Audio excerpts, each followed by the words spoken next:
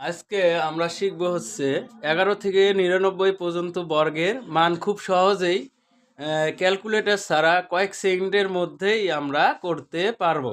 তাহলে দেখে নেওয়া যাক সূত্র। আগে হচ্ছে সূত্র দেখে নেই যে প্রথমে হচ্ছে এই যে 13-র উপরে স্কোয়ার মানে 13-র উপরে বর্গ। তাহলে 13-র উপরে বর্গ করতে গেলে প্রথমে আমাদের ডানের সংখ্যার হচ্ছে বর্গ নির্ণয় করতে হবে।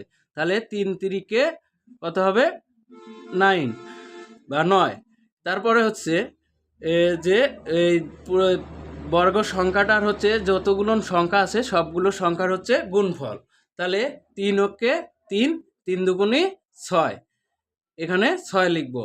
আর বামের সংখ্যাটার হচ্ছে কি, পরের বামের সংখ্যাটার হচ্ছে বর্গ, এককে 1। তাহলে সূত্রটা হচ্ছে প্রথমে ডান, তার উপরে হচ্ছে কি স্কোয়ার, তারপরে সংখ্যাগুলোর গুণফল।